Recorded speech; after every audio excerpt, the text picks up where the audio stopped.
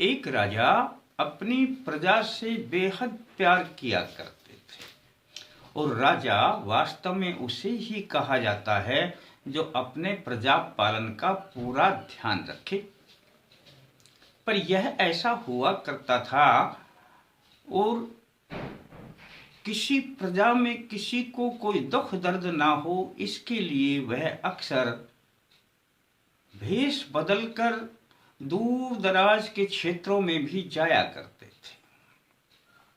एक बार ऐसे ही वह दूर दराज के क्षेत्रों में गए हुए थे, अपने साथ कुछ सिपाही सार थे और वे भी अपना भेष बदले हुए थे।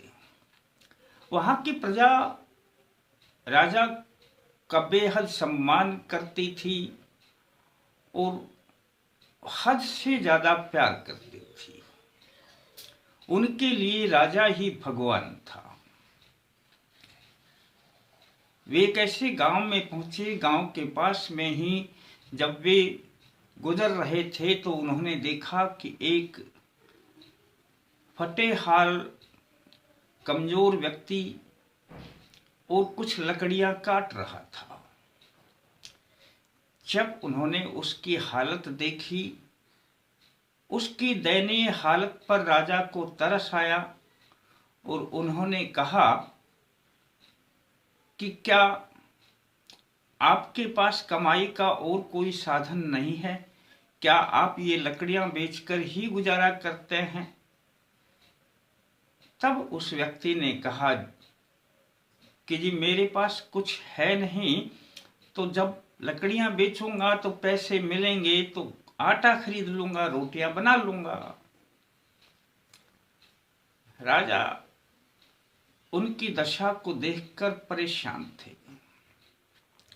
सोच रहे थे कि ना जाने ऐसे कितने और लोग होंगे जो इसी प्रकार से जीवन बसर करते होंगे। पर वे उनसे बातें करके कुछ दूरी पर चले थे और राजा अपने गुप्तचरों से, उनसे जो सलाहकार थे, उनसे कह रहे थे कि इस व्यक्ति की अवश्य ही मदद करनी चाहिए। वे कुछ दूर ही गए थे कि पीछे से उस व्यक्ति ने आवाज लगाई जो लकड़ियां काट रहा था। उन्होंने कहा, जरा रुकिए साहिब,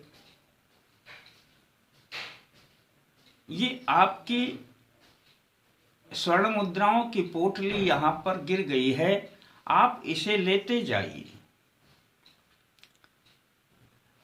राजा ने आश्चर्य से देखा, इतना गरीब इंसान और हमारी ये स्वर्ण मुद्राएं गिरने के बाद भी हमें वापस लौटा रहा है।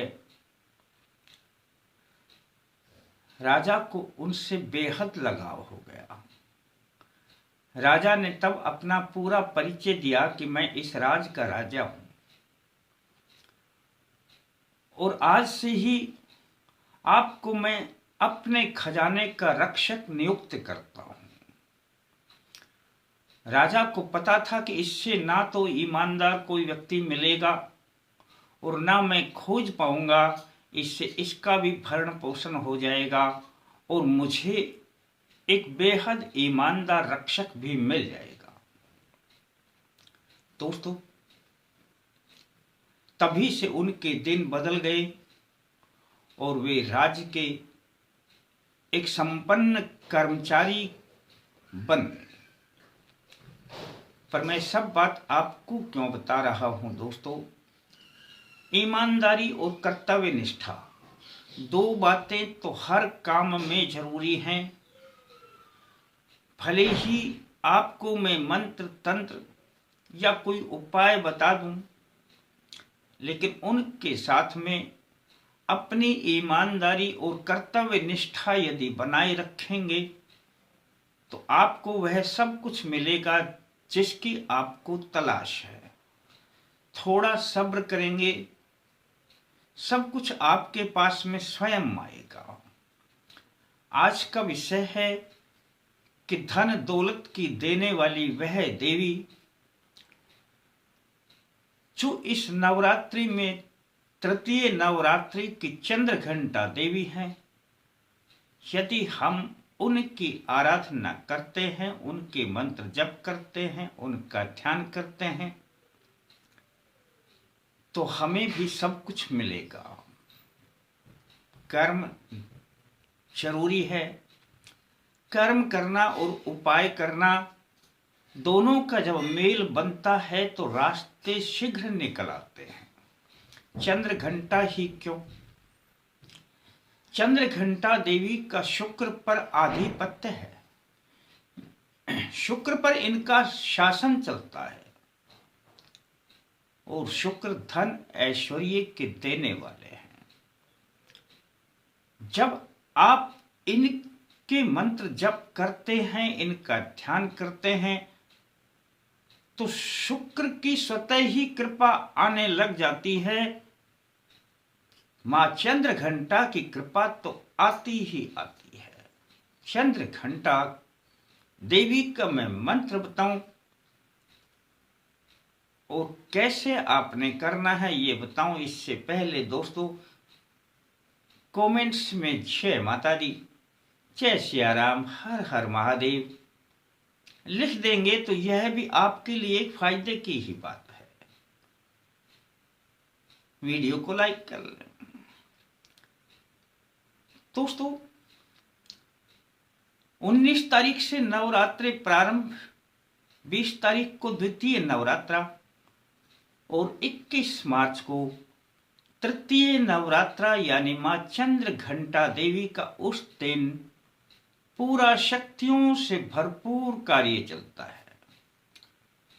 मां चंद्र घंटा, जब मां पार्वती ने अपने मस्तक पर चंद्र अर्धचंद्र को धारण किया, तभी से मां चंद्र घंटा का रूप प्रकट हुआ। मां चंद्र घंटा की पूजा करने से धन और दौलत ऐश्वर्य तो मिलता ही मिलता है,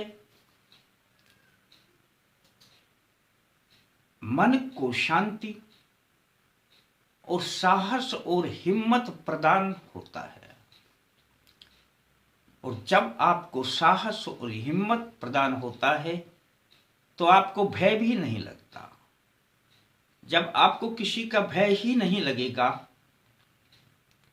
और आपके मन को भी शांति मिलेगी और आपको धन और ऐश्वर्य भी मिलेंगे, ऐसी देवी को हम भूल कैसे सकते हैं।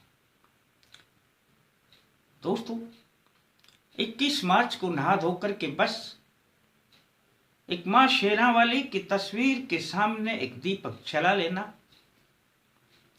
और इन मंत्रों को करना। दीपक जलाने के बाद भगवान श्री विष्णु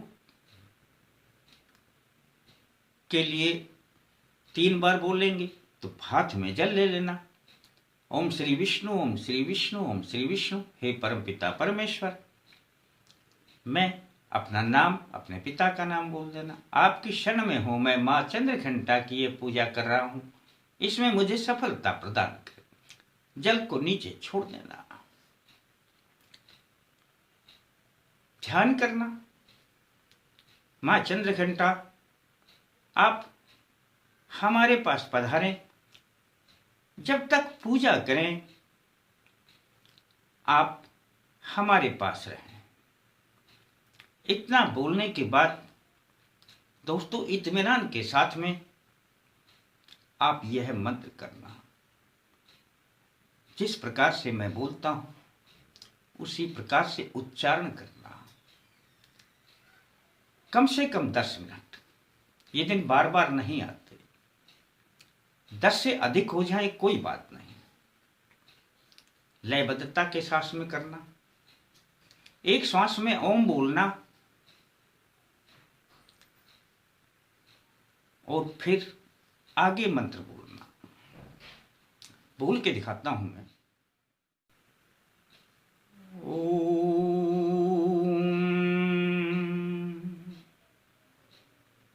ऐं ह्रीं क्लीं चंद्रघंटायै नमः।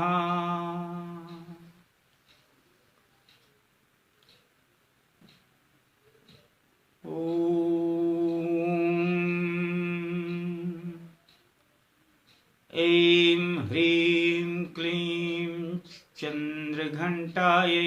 नमः।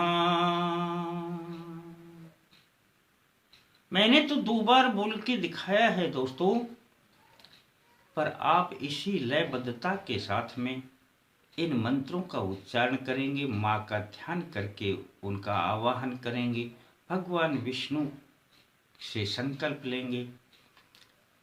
एक ही दिन कर लेना दोस्तों। आपको जो मैं बता रहा हूं धन के बारे में, शुक्र से धन मिलेगा, माँ पार्वती से आपके मन को शांति मिलेगी, माँ चंद्र घंटा से आपको साहस हिम्मत मिलेगी। और जब आपके पास ये सब होगा तो आपका कार्य करने में मन लगेगा। करें और इसका फायदा उठाएं। किसी ने सब्सक्राइब ना किया हो तो सब्सक्राइब करके घंटी का बटन दबा के आल लिखा है, आल को दबा दें। वीडियो अच्छा लगता है तो लाइक कर लें। फिर मिलते हैं दोस्तों नए अंक के साथ, तब तक के लिए जय माता दी।